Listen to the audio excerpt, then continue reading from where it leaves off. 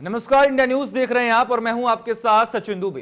India news के खबर दिखाने के बाद बाहुबली विधायक विजय मिश्रा पर शिकंजा लगातार कसा जा रहा है। ADG law and order Prashant Kumar ने भदोही की ज्ञानपुर सीट से बाहुबली विधायक विजय मिश्रा पर सख्त से सख्त कार्रवाई करने की बात कही।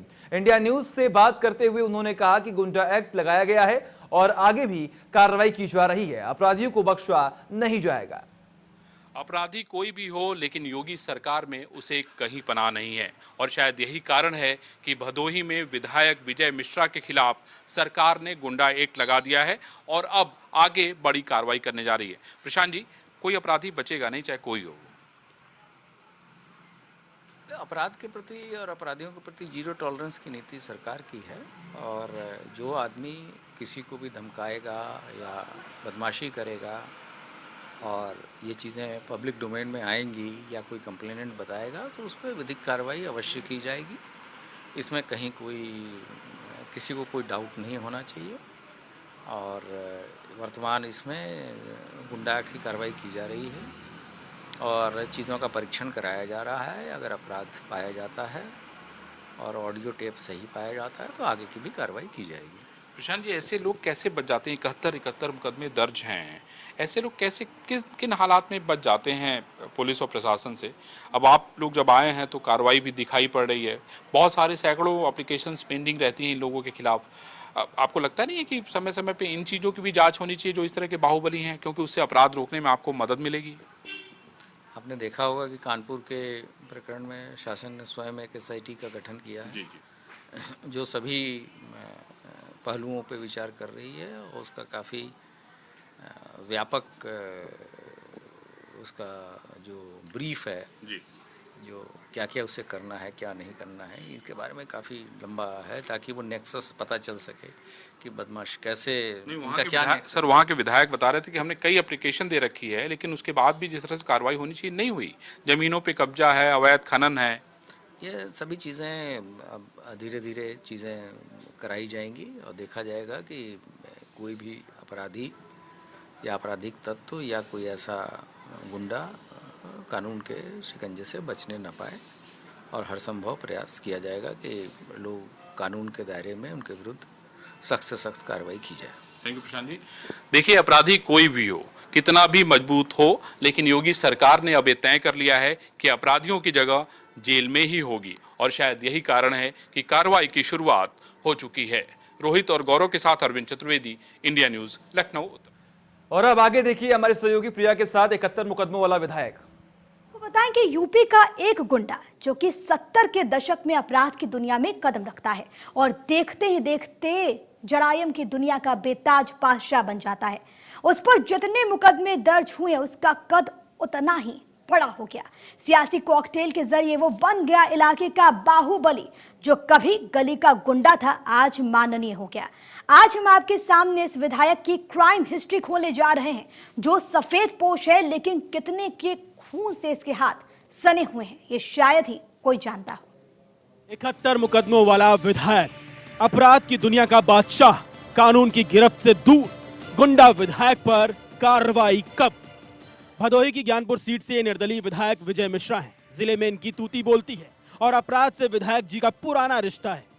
पुराना रिश्ता ही नहीं, विधायक जी पर हत्या, लूट, डकैती जैसे 71 मामले दर्ज हैं, यानी शतक से मात्र 29 कदम दूर। जिले में विधायक का ऐसा रसूख कि कोई भी विधायक जी पर उंगली नहीं उठा सकता, क्योंकि विधायक जी के पास विधायकी है। विधायकी का मतलब समझते हैं ना, सत्ता में है और सत्ता का ऐसा नशा कि विधायक जी अपना आपा खो देते हैं। अरे इतना ही नहीं, जान भी ले लेते हैं। पहले विधायक जी का वायरल ऑडियो सुनिए जिसमें ज्ञानपुर के विधायक अज्ञानता भरे शब्द का इस्तेमाल कर रहे हैं। बनियागिरी कर रखा जैसे मैं गया था, पुराना लगा था, ये ट्रांसफर वो ट्रांसफर, उद्घाटन में जाता है, फोटो वीडियो कैसेट नहीं आता मेरे। तिवारी आए लेंगे हमसे टीका ले लेंगे, भागते यहाँ से तेजी काटू गाजीपुर कहाँ से बारिश लगाए। ब्रजेश सिंह कहे हम लगे तो साझ हम कहो 19-20 पर हम ले नहीं कर मतलब नहीं दे रहे, शुक्ला जी से रोके रहे तो कह रहे चाहे इतना पैसा ले लेंगे शुक्ला जी नहीं ले पाऊंगे तो अरे एक दिन की रिपोर्ट आवत रही ये बताओ कही दे रहे श्री राम से रिश्तेदार रहो नमस्कार आवाज दे रहा हूँ नमस्कार ही दे रहा हम अंग्रेजी बोले थे उद्घाटन करे तो कुत्ता का देवर क्या करे नारिये फोड़ जाता थे जहां मिल रहे बिना रेले तो छोड़ब न सीधे उल्टा कर चीरू की फटो सर बनियागिरी तो फालतू बात करा था मैं नहीं लगाया वो लगाया वो पैसा वहां था ट्रांसफर कर दिया।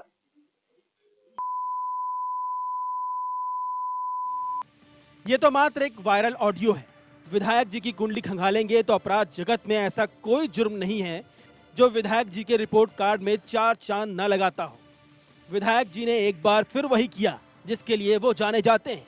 भदोही के टोल प्लाजा मालिक गोपाल कृष्ण महेश्वरी से रंगदारी मांगने और जान से मारने की धमकी दी, जिसके बाद गोपाल कृष्ण महेश्वरी ने पुलिस को धमकी और गाली गलौज देते हुए ऑडियो सौंपा। कहा, सुन लीजिए, विधायक जी जान से मारने की धमकी दे रहे हैं। बनियागिरी का सर बनियागिरी का रखा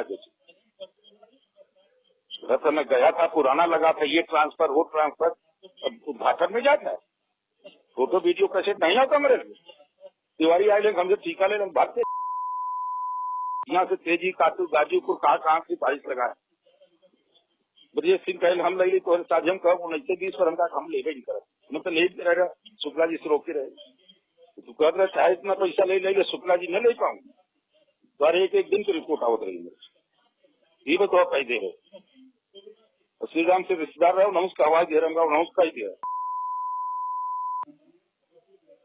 हम अंग्रेजी बोले थे उद्घाटन करे तो कुत्ता का देवर क्या करे नारिये फोड़ जाता थे जहां मिल रहे बिना रेले तो छोड़ब न सीधे उल्टा कर चीरू की फटो सर बनियागिरी तो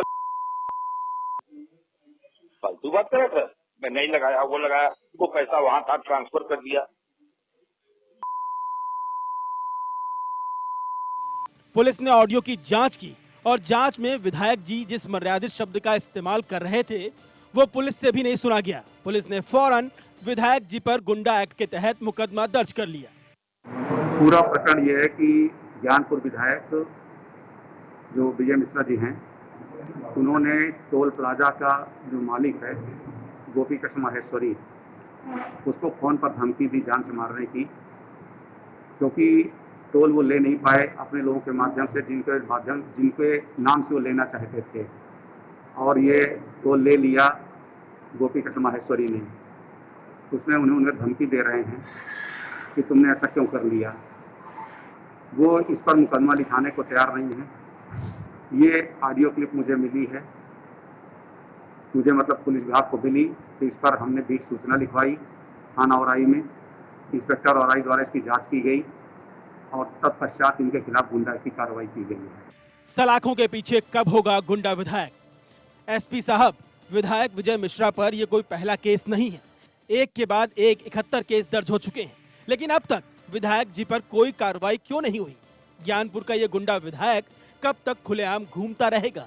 पुलिस विधायक विजय मिश्र पर कार्रवाई क्यों नहीं कर रही और करेगी तो कब? मतलब गुंडा विधायक सलाखों के पीछे कब होगा? Bureau report, India news. तो 71 मुकदमों वाला विधायक, लेकिन सवाल ये कि आखिरकार जो कार्रवाई है वो कब होगी? इस बीच ज्यादा बातचीत के लिए हमारे साथ मौजूद है पूर्व आईपीएस लक्ष्मी नारायण। लक्ष्मी नारायण जी, बहुत बहुत स्वागत है आपका इंडिया न्यूज पे।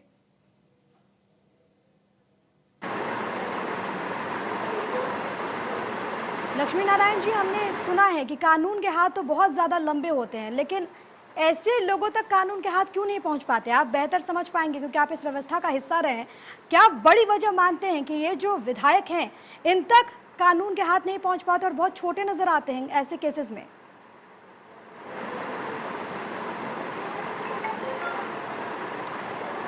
देखिए प्रिया जी, मैं तो ये कहूँगा कि ऐसे लोगों को हमारी न्यायिक व्यवस्था और भारतीय राजनीति की कृपा रहती है। ये जितने भी गुंडे बड़े होते हैं ये किसी न किसी पार्टी में अल्टीमेटली चले जाते हैं। सभी केसेस में कभी गिरफ्तारी इनकी जरूर होती है, ये जेल भी जाते हैं और जेल जाने के बाद न्यायिक प्रक्रिया के कारण छूट करके वापस आते हैं, या तो जमानत पर और या फाइनली रिहा हो जाते हैं। हमारी जो न्यायिक प्रक्रिया है इसमें इतनी ज़्यादा खामियां हैं, कानून में इतनी कमियां हैं जिसका ये सभी लोग फ़ायदा लेते हैं और दुर्भाग्य ये है कि इन कमियों को दूर करने का कोई राजनीतिक दल वास्तविक प्रयास नहीं करता है और ऐसे ही लोगों को हमारी भारतीय राजनीति में स्थान भी मिलता है। यह जो विजय मिश्रा जी हैं, ये पहले और पार्टियों में रह चुके हैं, आज एक दूसरी पार्टी में आ गए हैं। तो पार्टियां जब इनको लेती हैं तो उनके पास इनका पूरा आपराधिक इतिहास भी रहता है, लेकिन स्वेच्छा से इनको लेते हैं, खुशी खुशी लेते हैं और टिकट भी देते हैं। तो इसमें किसको दोष देना चाहिए? नेचुरली हमारी भारतीय राजनीति व्यवस्था के अंतर्गत इस तरह के लोगों को हम बहुत तरीके से आदर देते हैं और इनको हम अपने ही सिस्टम में इनको लाते हैं और ला करके हम फिर दोष देते हैं कि इसमें इसकी गलती हो गई और उसकी गलती हो गई। आज जो ये गुंडा एक्ट लगाया जा रहा है, गुंडा एक्ट तो बहुत ही साधारण टाइप का एक्ट है टेक्निकली देखा जाए तो, और भी बहुत से अपराधों में ये लिप्त रह चुके हैं, लेकिन उसमें इनको सजा नहीं हुई। अल्टीमेटली वही होता है कि गवाह मुकर गए। अब 10 साल बाद केस चलेगा तो गवाह तो मुकरेगा ही, गवाह को भी अपनी जिंदगी का तो खतरा रहता ही है। तो ये पूरी व्यवस्था ही चरमरा गई है और इस पे किसी प्रकार का विश्वास करना अपने साथ धोखा देना है, अपने सिस्टम के साथ धोखा देना है। तो मेरा तो यही कहना है कि जब तक इस सिस्टम को परिवर्तित नहीं किया जाएगा, पूरी तरह इसमें जो है नियमों को सही प्रकार से व्यवहारिकता के धरातल पर नहीं लाया जाएगा, तब तक इससे निजात पाना बहुत मुश्किल है। लक्ष्मी नारायण जी, यहाँ पर आप एक चीज़ समझाइए, क्योंकि आपने तमाम चीज़ों को देखा है, आप उस व्यवस्था का हिस्सा रहे जिसका मैं बार बार जिक्र कर रही हूँ, लेकिन आपको क्या लगता है, आपने क्या महसूस किया है कि क्या एक दबाव रहता है और इस वजह से पुलिस के हाथ भी ऐसे केसेस में बंध जाते हैं और इस वजह से इनको इनके किए कि गुनाह नहीं मिल, सजा नहीं मिल पाती? नहीं प्रिया जी, ऐसा बहुत कम मामलों में हो सकता है जी, मैं पूरी तरह डिनाई नहीं करूंगा, लेकिन ज्यादातर मामलों में ऐसा नहीं होता है। जब मुकदमा लिखा जाता है पुलिस पूरी तरह कार्रवाई करती है, ये जेल भी जाते हैं, लेकिन फिर वही बात आती है कि जो हमारा एविडेंस एक्ट है ये ब्रिटिश पीरियड का बनाया हुआ है। जो हमारी सीआरपीसी है, यद्यपि 1973 में इसको अमेंड कर दिया गया था, इसको नए तरह से लाया गया था, लेकिन फिर वही बात है, old wine in a new bottle वाली स्थिति हो गई। ये सारे कानून ब्रिटिश पीरियड के हैं और आप जानते हैं कि ब्रिटिश पीरियड में जो कानून बने थे वो 2 कारणों से बनाए गए थे। एक तो ब्रिटिश सत्ता को बनाए रखना और दूसरा भारत का लूट करना। और ये चूंकि प्राविधान इसी प्रकार से बनाए गए थे कि हम बड़े लोग इसमें बचते रहें, और परिणाम यही आज भी हो रहा है कि जिनके पास धन है वो इस प्रकार की व्यवस्थाओं से बच जाते हैं। क्योंकि एक तो न्यायिक प्रक्रिया में अजीब तरह की व्यवस्थाएं हैं जिसके कारण एविडेंस एक्ट पूरी तरह से सक्षम ही नहीं है ऐसे लोगों को डील करने के लिए, लेकिन फिर भी इस पे अमेंडमेंट नहीं किया जाता। मैं आपको बताऊं, यही ब्रिटिश कानून के अंतर्गत फॉरेन में, इंग्लैंड में हमारे पुलिसकर्मी की गवाही बहुत महत्वपूर्ण मानी जाती है, वही भारत में पुलिसकर्मी की गवाही का कोई महत्व नहीं है जी। पुलिस का न्यायपालिका में कोई रोल ही नहीं बचता है।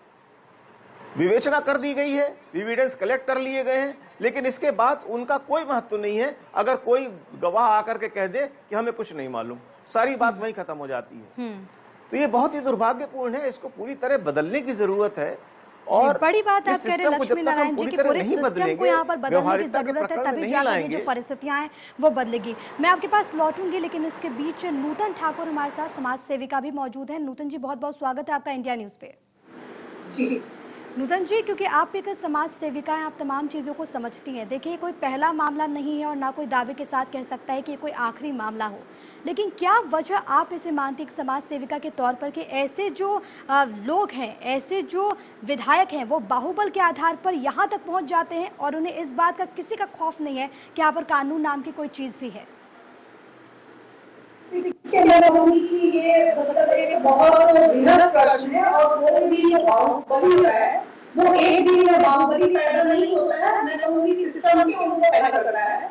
ये कहा जाता है कानून के हाथ बहुत लंबे हैं, लेकिन हमारे यहाँ अगर देखिए तो लंबे तो हैं, लेकिन साथ ही नहीं छोटे हैं। लंबे वहाँ है जहाँ तक कानून पहुँचना चाहता है, पुलिस पहुँचना चाहती है, बखूबी पहुँच जाती है। लेकिन जहाँ अगर नहीं पहुँचना चाहती है वहाँ वो आंखें बंद कर लेती है और शायद उसी का नतीजा इनके जैसे बाहुबली पैदा होते हैं। अभी कुछ दिन पहले विकास दुबे का मामला देखिए या ये मामला देखिए, इतने मुकदमे दर्ज हैं। आखिर जब ट्रायल में जाता पुलिस इससे एविडेंस क्यों नहीं इकट्ठा कर पाती? क्योंकि हमारे एविडेंस एक्ट में भी तमाम प्रावधान है, लेकिन जो इन्वेस्टिगेशन है वो पुलिस की जिम्मेदारी और ड्यूटी होती है। अगर सही तरीके से अभी देखना हो, गवाह प्रोड्यूस किए जाए तो निश्चित रूप से इनको सजा भी मिलेगी। और जो ज्यादातर जो अपराधी हैं वो राजनीति में जब पैक करते हैं और फिर विधायक सांसद होते हैं, उसके बाद उनके ऊपर हाथ डालना पुलिस के लिए और भी मुश्किल हो जाता है, क्योंकि कभी माननीय हो जाते हैं, कल जिनके अपराध के लिए वो ढूंढ रहे होते हैं उन्हीं की सुरक्षा में लगे होते हैं। इसको लेकर सुप्रीम कोर्ट ने आदेश दिया है कि आज की हमारे यहाँ एमपीएलए कोर्ट भी बनी थी का फास्ट ट्रायल हो, लेकिन स्थिति कम में सही है जब तक शासन और पुलिस का विल पावर इतना मजबूत नहीं होगा कि वो निष्पक्ष होकर ऐसे लोगों पे एक्शन कर पाए। क्योंकि जो बाहुबली होते हैं वो भी सत्ता आती है, सरकार आती है, उनके साथ हो लेते हैं। जैसे कहने को विजय मिश्रा भी निर्दलीय विधायक है, लेकिन अभी भाजपा को सपोर्ट कर रहे हैं। तो जब आप पॉलिटिकल पार्टी जो पार्टी पावर होती उनमें जब ऐसे लोग घुस जाते हैं तो पुलिस भी दबाव महसूस करती, प्रॉपर कार्रवाई नहीं होती और जिन लोगों को पीड़ित होते हैं, जैसे इस मामले में जो ऑडियो बता रहे थे, बाद में जिनको धमकी दी है वो शिकायत करने को तैयार नहीं हो रहे हैं। जाहिर है उनको ये फेक नहीं है कि हम शिकायत कर रहे हैं तो पुलिस हमारी सुरक्षा करा के लेगी, और कि वो जान से मारना ही नहीं है। ऐसे में पावर का मिसयूज कई बार होता है, क्रिमिनल केसेस में भी कई लोग आपसी राजनीति में फंसाए जाते हैं, कानून का दुरुपयोग भी होता है। पावरफुल व्यक्ति है वो करते हैं तो लोग इससे भी डरते हैं और सामने नहीं आना चाहते हैं। शायद ये वजह भी है कि आम लोगों के डर का खौफ का पड़ना है। चलिए, तो आम लोगों में डर की स्थिति भी जो है वो देखने को मिलती है हमारे साथ, क्योंकि आपने जिक्र किया कि पुलिस में विल पावर की भी कमी और इस वजह से भी कार्रवाई नहीं हो पाती। इसका जवाब भी ले लेते हैं, हमारे साथ मौजूद भी हैं पूर्व IPS लक्ष्मी नारायण जी। लक्ष्मी नारायण जी, देखिए नूतन जी का तो साफ तौर पर कहना है कि एक समाज सेविका के तौर पर वो ये महसूस करती हैं कि दरअसल विल पावर की कमी है, पुलिस के भीतर इच्छा शक्ति नहीं है। आप तो इस व्यवस्था का हिस्सा रहे, आपने तमाम चीज़ों को देखा है, आप क्या समझ पाते हैं कि क्या अगर विल पावर भी हो तब भी क्या पुलिस उस हद तक काम कर पाती है, या फिर इसके अलावा भी कई सारी जो दिक्कतें हैं वो इस दरमियान पेश आ पाते हैं?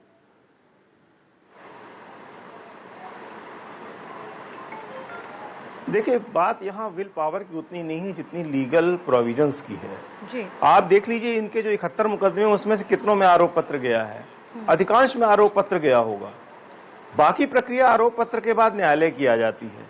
न्यायालय में जो प्रक्रियाएं शुरू होती हैं वो इतना वक्त ले लेती हैं कि सामान्य रूप से गवाह या तो डर चुका होता है, या मैनेज हो चुका होता है, ब्राइब्ड हो चुका होता है, अथवा वो किसी कारण से उपलब्ध नहीं रहता है।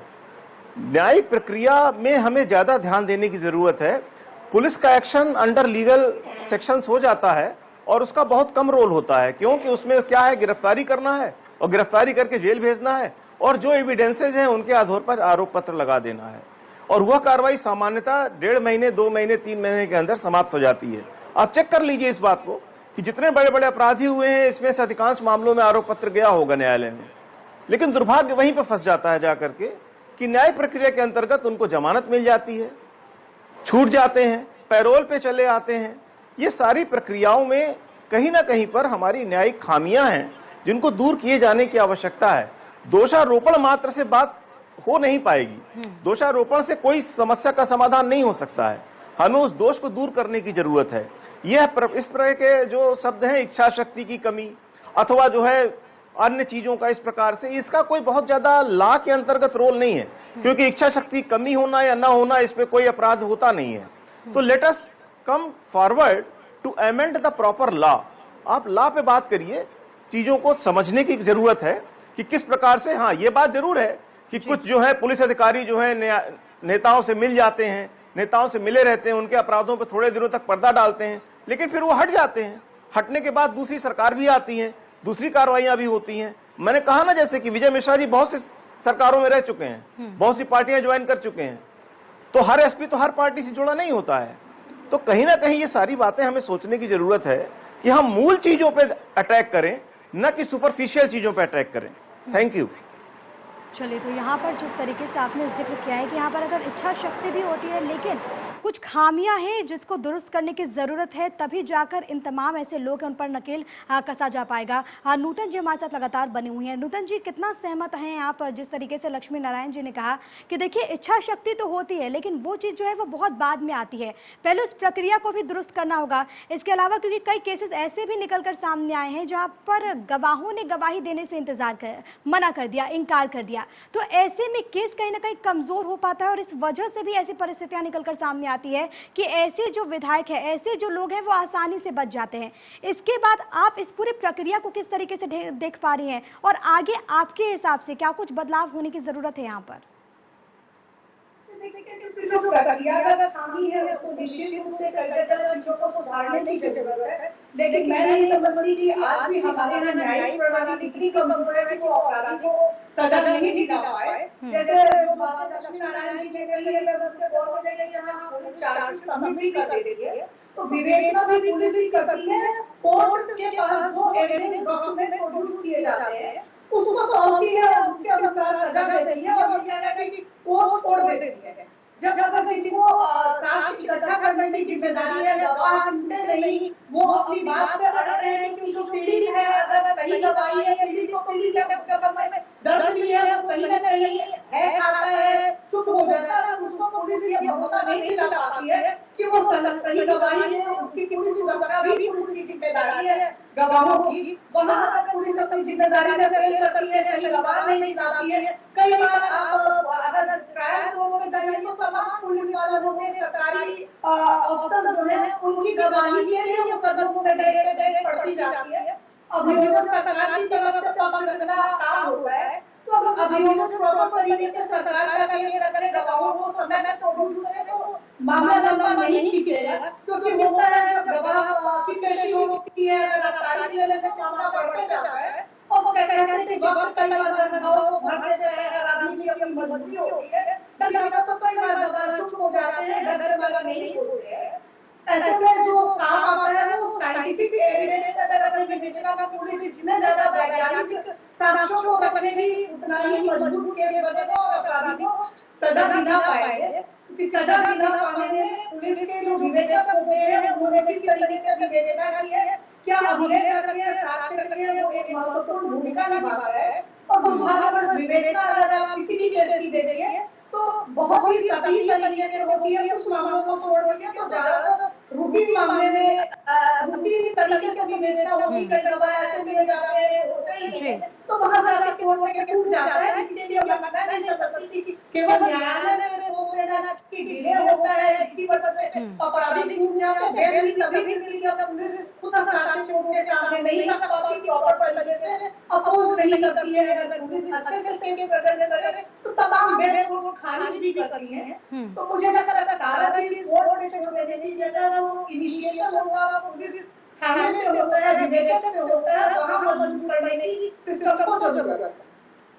चलिए ठीक है, यानी कि उस सिस्टम को मजबूत करने की ज़रूरत है यहाँ पर। लेकिन आपने जो सवाल उठाया है कि पुलिस अपनी जिम्मेदारी से भाग नहीं सकती, पुलिस अगर चाहेगी तो ज़रूर ऐसे लोगों को सज़ा मिलेगा।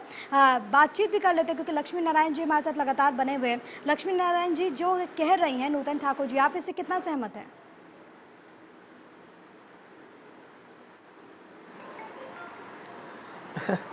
देखिए, मैं कह चुका हूँ उसी बात को। नूतन जी की बात बहुत स्पष्ट इसलिए नहीं हो पा रही थी कि कुछ साउंड में इको है शायद, तो मैं बहुत ज़्यादा नहीं सुन पा रहा था उनको।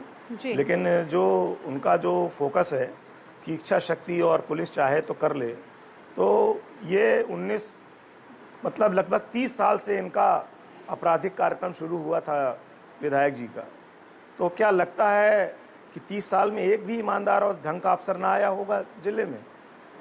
ये बात जरा थोड़ी सी तो दिक्कत वाली है ही है। असली प्रॉब्लम वही है कि हमारा जो लॉ है वो ब्रिटिश राज का लीगेसी है, और ब्रिटिश राज का, जैसे मैंने शुरू में भी कहा था, कि उसका उद्देश्य कुछ और था। और अब हमें नए कानूनों की ज़रूरत थी, लेकिन दुर्भाग्यवश हमने नए कानून नहीं बनाए, और न कानून न बनाने का परिणाम ये हुआ कि हम अपराधियों को छोड़ते चले जा रहे हैं। मैं आपको एक बहुत छोटी सी बात बताता हूँ। ब्रिटिश राज में जब कानून बना तब उन्होंने सिर्फ धारा 151 सीआरपीसी के अंतर्गत और धारा 106 से लेकर के 123 के अंतर्गत के जितने का प्राविधान है उसके अंदर ही टेक्निकली सारा उन्होंने राज्य स्थापित कर लिया। और मजेदार बात क्या है कि ये सारी पावर आज भी एग्जिस्ट करती हैं, लेकिन जो 117 सीआरपीसी के अंतर्गत आदेश होना चाहिए था वो प्रशासन द्वारा दिया ही नहीं जाता है, चाहे वो गुंडा हो, चाहे बदमाश हो, क्रिमिनल हो, डकैत हो। ये प्राविधान इतने महत्वपूर्ण हैं लेकिन उन पर कोई कार्रवाई नहीं होती है। अल्टीमेटली सब खत्म कर दिया जाता है, सब खत्म हो जाता है। तो कहीं ना कहीं पर मन में लोगों को इस बात का भी भय रहता है कि यदि हमने कार्रवाई करी तो हमारा तबादला कर दिया जाएगा। कहने के लिए तो ठीक है कि तबादला कोई पनिशमेंट नहीं है, मगर जो अधिकारी होता है उसको दिक्कत तो होती ही है तबादले से। तो मेरा सिर्फ इतना कहना है कि प्राविधान को मजबूत रखा जाए और जो न्यायिक प्रक्रिया है, ये तो प्रशासनिक व्यवस्था के अंतर्गत केसेस होते हैं, लेकिन जो न्यायिक प्रक्रिया है जिसको हम स्वतंत्र कहते हैं, वहां पर भी कार्रवाई सिर्फ प्राविधानों में कमी होने के कारण नहीं हो पाती है। मैं किसी पर इल्जाम लगाना नहीं चाहता कि इनकी कमी है, उनकी कमी है, क्योंकि एक लंबे अंतराल में मैं ये नहीं मानने को तैयार हूं कि कभी भी कोई अच्छा ऑफिसर नहीं आएगा, ये संभव नहीं है। मानता हूं कुछ अधिकारियों में धीमे धीमे प्रवृत्ति थोड़ी सी ज्यादा शासन के नजदीक होने की आती जा रही है, या अन्य चीजों से वो लोग जुड़ते जा रहे हैं, कहीं भ्रष्टाचार भी जुड़ जा रहा है, लेकिन मैं ये कहूं कि 100% सभी अधिकारी भ्रष्ट हो गए हैं जी, ऐसा संभव नहीं है, ऐसा ठीक भी नहीं है, ये ज्यादती होगी कहना। तो इसलिए कहीं ना कहीं अधिकारी होते हैं, अच्छे भी होते हैं, कार्य भी करते हैं, लेकिन फिर वही बात आती है कि जो प्राविधान है, अगर हम प्राविधानों को ध्यान से देखें तो आपको जान के ताज्जुब होगा कि सारा कानून, हमारे देश का जितना भी कानून है, ये एग्रेसर के फेवर में है। विक्टिम रिलेटेड हमारे यहाँ कानून की बहुत कमी है कि विक्टिम ओरिएंटेड हमारे यहाँ जो लॉ है वो एग्जिस्ट नहीं करता है। हमारे यहाँ बेसिकली फेवर्ड है फॉर दोज, जैसे आप सिंपल सा किराएदारी का कानून ले लीजिए, 1 साल आप रह लीजिए, आपको निकालना मुश्किल हो जाएगा मकान मालिक के द्वारा। तो ये सारे कानून जो है हमारे देश में एग्रेसर के खिलाफ होते जा, एग्रेसर के फेवर में है, और इसको कहीं ना कहीं हमें बदलने की जरूरत है। इन सब चीजों को ध्यान में रख करके ही हम कार्रवाई कर पाएंगे। इसको ठंडे दिल से सोचने की जरूरत है, एक बैठक लेनी चाहिए, एक कमीशन बनना चाहिए। अल्लाह कमीशन एग्जिस्ट करता है लेकिन इस विषय में कोई कार्य नहीं करता। चलिए, तो तमाम पहलू हैं जिस पर विचार करने की जरूरत है, जिस पर फोकस करने की जरूरत है, तभी जाकर ऐसी जो खबरें हैं वो आना बंद हो गया, और तभी जाकर ये जो स्थिति है, ये जो तस्वीर है वो बदलेगी। मैं आपके पास लौटूंगी लक्ष्मी नारायण जी। फिलहाल यहाँ पर हमारे साथ भदोही से विधायक रविंद्र नाथ त्रिपाठी भी मौजूद है। रविंद्र नाथ जी, बहुत बहुत स्वागत है आपका इंडिया न्यूज पे। बहुत बहुत धन्यवाद। रविंद्र जी, ये खबर जो इस वक्त हम चला रहे हैं और जिस पर हम चर्चा कर रहे हैं कि 71 मुकदमे दर्ज है विधायक साहब पर, लेकिन अभी भी कानून के शिकंजे से कोसों दूर, एक जनप्रतिनिधि होने के नाते आप इस पूरे प्रकरण को कैसे देखते हैं और क्या इसकी वजह मानते हैं? देखिए, हमारे उत्तर प्रदेश में कानून का राज चल रहा है, और जो भी गुंडा माफिया हैं, भारतीय जनता पार्टी की सरकार और उत्तर प्रदेश के सचिव मुख्यमंत्री श्रद्धेय परम आदरणीय योगी आदित्यनाथ महाराज जी, जो समाज पे, गरीब तबके पे अन्याय अत्याचार करने का काम कर रहे हैं, जो 71 मुकदमे दर्ज हैं, उस पे कार्रवाई हमारे जो पुलिस विभाग के लोग हैं वो कर रहे हैं।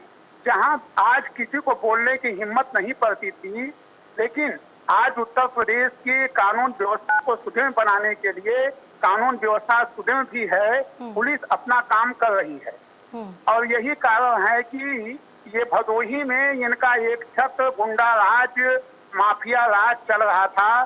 तमाम अवैध बालू का खनन किया जा रहा है, एवं अवैध जमीनों पे कब्जा किया जा रहा है, और इसकी आवाज, इसकी बात को मैंने भी कई बार उठाने का काम किया है। जी, चलिए, तो ये अच्छी बात है जैसा कि आप जिक्र कर रहे हैं, और हमें उम्मीद भी है कि सरकार इसको लेकर कहीं गंभीरता से विचार करे। लेकिन रविंद्र जी देखिए, जब हम राजनीति की बात करते हैं और अपराधीकरण की बात करते हैं, ये कोई पहला मामला नहीं है। इससे पहले भी कई ऐसे चेहरे जो हैं वो निकलकर सामने आए और इसी धरती से निकलकर सामने आए हैं। लेकिन आखिर ऐसी परिस्थितियाँ क्यों बनती है? क्योंकि जो बाहुबली यहाँ तक पहुँचा है, यहाँ तक बना हुआ है, वो खुद ब खुद तो नहीं बना होगा, सियासी गठजोड़ भी तो देखने को मिलता है। रविंद्र नाथ जी,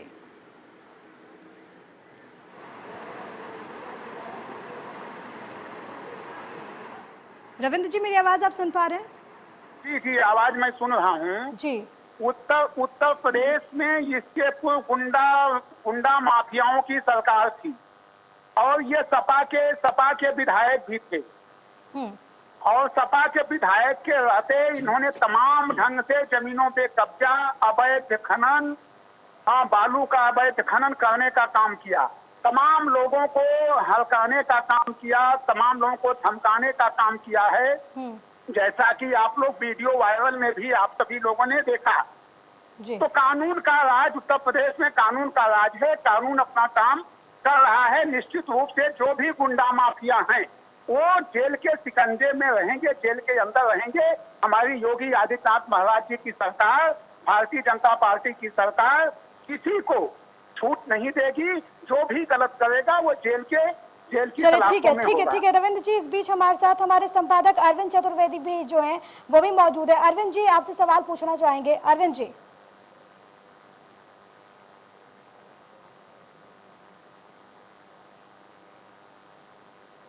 मेरी आवाज आप सुन पा रहे हैं?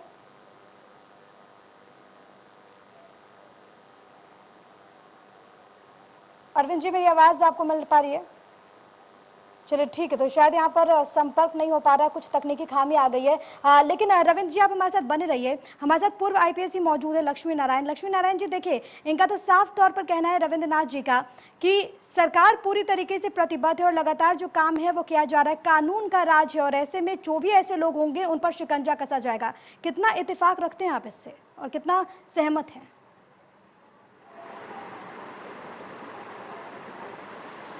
नहीं, ठीक है, कार्रवाई होता रहना चाहिए, लेकिन इस विषय पर भी थोड़ा संज्ञान रखना चाहिए कि इस समय जितने विधायक उत्तर प्रदेश में हैं उसमें कितने विधायकों के खिलाफ आपराधिक मुकदमे ऑलरेडी पंजीकृत हैं और कितने उसमें सजा याफ्ता तो हो नहीं पाए हैं अभी तक।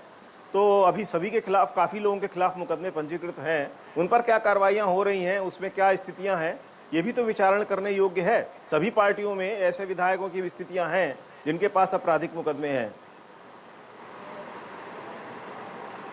जी ठीक है, नूतन जी भी हमारे साथ मौजूद है। मैं चाहूंगी नूतन जी को दिखाया जाए। नूतन जी, देखिए, सीधे तौर पर उनका ये कहना है कि मैं इसी जिस तरीके से उन्होंने जवाब दिया रविंद्रनाथ जी कि कानून अपना काम कर रहा है और ऐसे कोई भी मामले निकलकर सामने आएंगे उन्हें बख्शा नहीं जाएगा, आगे कार्रवाई होगी। क्या आप इसको एक पॉजिटिव रूप में देख पा रही हैं यहाँ से? देखिए, चूंकि अगर पूछो, मैं बिल्कुल पॉजिटिव रूप में देखना चाहिए कि चलिए कम से कम इसी बहाने किसी एक पे कार्रवाई तो हो रही है। लेकिन सवाल तब उठते हैं कि ये इकलौते ऐसे नहीं विधायक होंगे जिनपे इतने मुकदमे होंगे। तमाम ऐसे और भी विधायक हैं, हर पार्टी में है जिनकी आपराधिक पृष्ठभूमि रही है, मुकदमे रहे हैं, विधायक नहीं भी है, सत्ता के करीब है, उनके खिलाफ भी शिकायतें जाती हैं। लेकिन हर शिकायत में अगर उसी तरीके से त्वरित कार्रवाई हो तो शायद ये प्रश्न नहीं उठेगा। होता क्या है, जो बात कही सरकार के विल पावर की, इतनी बात कही गई कि हमारी विल पावर है, सरकार की विल पावर है। सरकार की विल पावर जिसके खिलाफ कार्रवाई करने की होती है वहाँ मजबूती से दिखती है, जहाँ नहीं होती है नहीं दिखती। कानून का राज मतलब कानून हर एक के लिए बराबर होना चाहिए।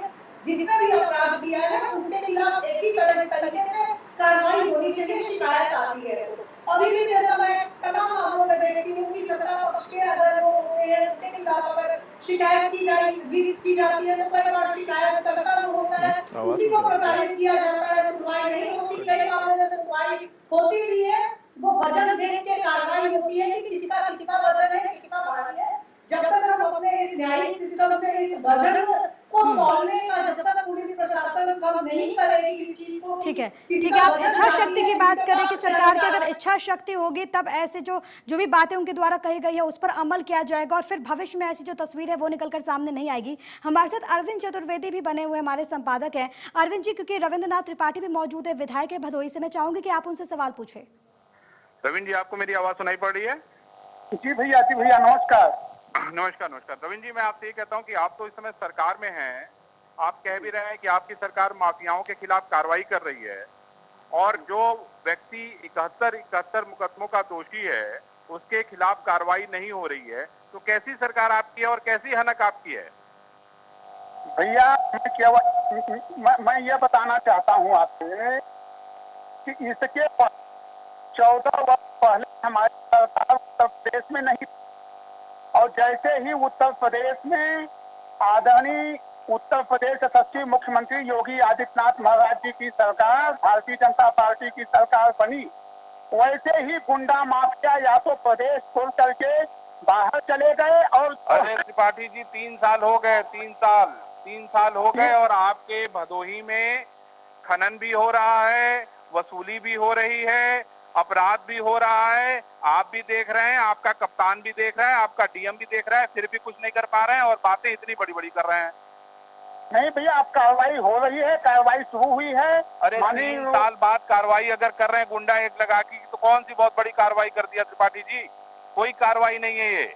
जिसके ऊपर 71 मुकदमे दर्ज हो, उसके ऊपर आप गुंडा एक लगा के कौन सी कार्रवाई कर दी भाई? उसका डर और खौफ देखिए। दूसरा जो व्यापारी है वो तो FIR लिखाने के लिए तो तैयार नहीं है और इसकी भी गारंटी नहीं है कि आपकी पुलिस उसको सुरक्षा देगी कि नहीं देगी। ये आप बिल्कुल सही कह रहे हैं कि व्यापारी FIR लिखाने के लिए तैयार नहीं है, क्योंकि इतनी दहशत है भदोही जनपद में इस गुंडा माफिया की, इतनी दहशत है कि उसके दहशत से सब लोग डरे हुए हैं। और जैसे ही यह बात संज्ञान में आई वैसे ही हमारा कानून का जो राज है, हमारी जो पुलिस है वो पूरा काम कर रही है। उन्होंने एप्लीकेशन नहीं दिया, ऑडियो पर ही देखिए हमने कार्रवाई कराने का काम और उत्तर प्रदेश की पुलिस ने कार्रवाई करने का काम किया है। अरे तो रविंद्र जी, गुंडा एक्ट से क्या हो जाएगा? गुंडा एक्ट से क्या बिगड़ जाएगा आप बताइए ना? फिर वो धमका देगा, काम खत्म हो जाएगा, पुलिस वाले उसके साथ मिल जाएंगे। आपको क्या लगता है इस कार्रवाई से कोई फर्क पड़ेगा? आपके यहाँ अवैध खनन जो हो रहा है वो बंद हो जाएगा, जो अवैध वसूली हो रही है वो बंद हो जाएगी? नहीं, उसके लिए माननीय उत्तर प्रदेश के मुख्यमंत्री योगी आदित्यनाथ महाराज जी बहुत ही गंभीर हैं। जो अवैध खनन हो रहा है, जो अवैध जमीनों पे कब्जा किया जा रहा है, उसकी भी जो है पूरा उसकी कार्रवाई सुनिश्चित की जाएगी। निश्चित रूप से जो भी गलत काम करेगा भारतीय जनता पार्टी की सरकार में उसे बख्शा नहीं जाएगा। अरे रविंद्र जी, आपके ऊपर तो FIR दर्ज कर दी गई, आप तो पीड़ित हैं। आप खुद सोचिए ना, क्या बच गया है? कुछ बचा नहीं है। कम से कम हिम्मत करिए, बोलिए। सरकार 3 साल हो चुका है, विधायकों की जो स्थिति है वो हमें पता है। त्रिपाठी रविंद्र जी, हमें बताइए, नहीं हमें बताइए कि क्या होता है कि आप किस तरह से वहाँ लड़ाई लड़ेंगे, मुझे ये बताइए। गुंडा एक करने से कुछ होने वाला नहीं है। आपका कप्तान किस तरह से कार्रवाई कर रहा है? गुंडा एक लगा दिया, गिरफ्तारी क्यों नहीं हो पा रही? कब गिरफ्तारी होगी उसकी? नहीं, मैंने लिखित भी दिया है। अभी 3 दिन पहले मैंने जिलाधिकारी को पत्र में लिखित दिया है। तमाम जमीनों पे अवैध कब्जा, अनुसूचित जातियों के जमीनों पे अवैध कब्जा एवं तालाब पे अवैध कब्जा करने का काम इन्होंने किया है, वो मैंने लिखित शिकायत दिया है। और जिलाधिकारी ने क्या किया? इसके पहले भी आपने दिया था रविंद्र जी, इसके पहले भी आपने दिया था, लेकिन उसके बाद भी कोई कार्रवाई ऐसी नहीं हुई। तब आपको फिर दोबारा लिख के देना पड़ रहा है, फिर तिबारा लिख के देना पड़ रहा है। क्या यही आपकी सरकार है? नहीं, हमारी सरकार पूरा निश्चित रूप से जो भी काम कर रही है तो सराहनीय काम कर रही है। और निश्चित रूप से जो गुंडा माफिया हैं वो आप देखेंगे बहुत ही जल्द जेल के अंदर होंगे। कब देखेंगे रविंद्र जी? आपका डीएम, आपने 3 दिन हो गया एप्लीकेशन दिए हुए, कोई कार्रवाई नहीं। पूछ लीजिए डीएम को अभी लगा के फोन। हम भी सुन रहे हैं, पूरा देश सुन रहा है। आपको भी पता चल जाएगी आपकी चिट्ठी पे कौन सी कार्रवाई आपके डीएम ने की है। कप्तान ने गुंडा एक लगा के सारा कार्रवाई इसी कर दी है, उससे कुछ भी बनने बिगड़ने वाला नहीं है। जी, मुझे ये बताइए, कैसे लड़ाई लड़ेंगे आप ऐसे माफिया से? भाई साहब, आप सभी लोगों का, सभी सबके सहयोग की अपेक्षा है। आप सभी लोग सहयोग करेंगे। अरे सहयोग तो तब हम करेंगे ना जब आपकी सरकार आपका सहयोग करेगी। आपकी सरकार को आपने 3 दिन से एप्लीकेशन दे रखा है, उसकी कोई कार्रवाई नहीं हो रही। हम तो अपना काम कर रहे हैं। हमारा तो काम है कि जो गलत काम करे उसको दिखाओ। सवाल इस बात का कि आपकी सरकार क्या कर रही है, आपके अफसर क्या कर रहे हैं? आपके अफसर जिले में बैठे हुए हैं, 3-3, 4-4, 6-6, 8-8, 10-10 एप्लीकेशन आपने दे दिया है। आज तक कौन से डीएम ने जमीनों को छुड़ाया, किसके खिलाफ FIR दर्ज कराई? आप मुझे ये बताइए। नहीं, ये आपका कथन बिल्कुल सही है। हाँ, मैंने कई एप्लीकेशन दिया है, उसपे कार्रवाइयाँ हुई भी हैं। कुछ पे हुई हैं, कुछ पे नहीं हुई हैं। और जो नहीं हुई हैं, मैं गया था, फिर जिलाधिकारी से मिला, सभी पे कार्रवाई करने का उन्होंने आश्वासन दिया है। चलिए रविंद्र जी, हम उम्मीद करेंगे कि आपके एप्लीकेशन पे कम से कम ये जो लोग हैं वो सहानुभूति पूर्वक विचार करेंगे क्योंकि उत्तर प्रदेश में विधायक और सांसदों की जो हालत है, प्रशासन उनको कैसे ट्रीट कर रहा है वो सबको पता है। वो बताने की जरूरत नहीं है और किसी से छिपा नहीं है। अपनी ताकत बढ़ाइए, अपने आप को मजबूत करिए, तभी शायद आप लोग बेहतर और जिंदा रह पाएंगे। नहीं तो शासन प्रशासन तो इस बात के लिए लगा हुआ है कि कैसे विधायक जो है पूरी तरीके से खत्म हो जाए, जो हालात हैं इस समय के।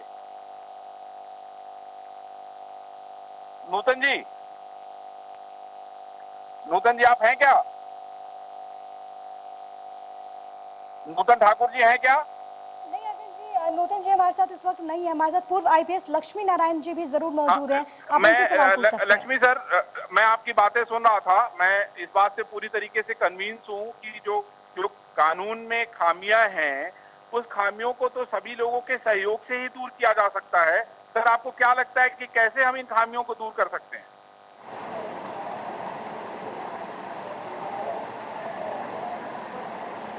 देखिए त्रिपाठी जी, ये क्या नाम है कि आपको लॉ कमीशन बना हुआ है जी, और ये लॉ कमीशन का काम है कि उसको दृढ़ता पूर्वक करे और जो कमियां दिख रही हैं इसमें सभी जो शेयर होल्डर्स हैं इस पूरी कार्रवाई में, इससे बात मांगी जाए, पूछी जाए कहाँ पे क्या हो सकता है। भैया आप सवाल ले लें। जी बिल्कुल, तभी इसमें परिवर्तन होगा। इसमें बहुत सीरियसली लेने की जरूरत है। जी बिल्कुल, सीरियसली से लेने की जरूरत है, जिसका जिक्र अभी आप भी कर रहे हैं। अरविंद जी हमारे साथ मौजूद है लगातार। अरविंद जी, मेरा एक सवाल आपसे भी है, क्योंकि देखिए इस वक्त जो परिस्थितियां बनी हुई हैं, तमाम सियासी पार्टियां जरूर अपने आप का बचाव करती है और कहती है कि हमारी सरकार में हम तो कार्रवाई करते हैं और हम 100% जीरो टॉलरेंस की नीति अख्तियार करते हैं, लेकिन आखिरकार होता वही है जो अभी तक चला आया है। क्योंकि अभी तक ये बाहुबल के आधार पर यहां तक बना, इसके पीछे कई सारी पार्टियां हैं, लेकिन आखिरकार ये जरूरत ही क्यों आन पड़ी है? आखिरकार ऐसा होता ही क्यों है कि अपराध में, राजनीति में ये अपराधीकरण हो जाता है? अरविंद जी।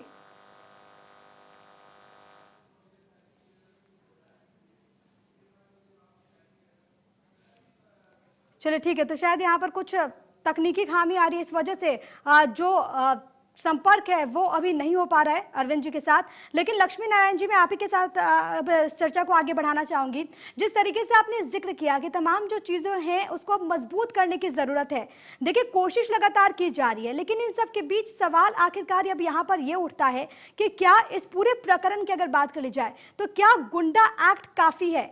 क्या इस एक्ट के बाद या फिर इस पूरे प्रकरण के बाद ऐसे मामले आने बंद हो जाएंगे? क्या नहीं लगता कि एक सख्त कार्रवाई करने की ज़रूरत है तमाम स्तर से? देखिए, सख्त का कोई बहुत बड़ा चक्कर नहीं होता है। यदि अपराधी जेल में है तो अपने आप कमजोर हो जाएगा मोटे तौर से। तो सजा हो जाए, चाहे गुंडा एक्ट में हो जाए, चाहे 110 में हो जाए,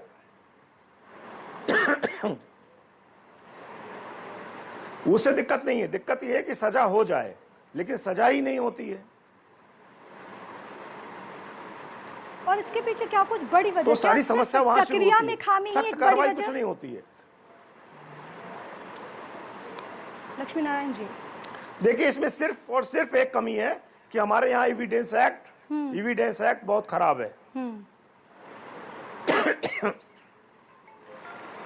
जी, एविडेंस एक्ट बहुत खराब है।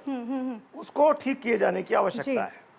चलो, तो हम उम्मीद करते हैं कि इस पर भी कहीं ना कहीं विचार विमर्श और आने वाले दिनों में ऐसी जो तस्वीर है वो निकल कर सामने ना आए। वक्त की जरा कमी है। लक्ष्मी नारायण जी, बहुत बहुत शुक्रिया आपका इंडिया न्यूज़ से खास बातचीत के लिए। हमारे साथ नूतन ठाकुर भी जुड़ी, उनका भी बहुत बहुत शुक्रिया तमाम बातचीत के लिए। इसके अलावा रविंद्र नाथ त्रिपाठी का भी बहुत बहुत शुक्रिया जिन्होंने इंडिया न्यूज़ के माध्यम से तमाम बातें रखी। लेकिन देखिए, सवाल ये है कि 71 मुकदमों वाला ये विधायक, लेकिन आखिरकार अब जो कार्रवाई है वो कब होगी, ये देखना बहुत ज्यादा महत्वपूर्ण। इसी के साथ इस खास पेशकश में अभी के लिए फिलहाल इतना ही। नमस्कार।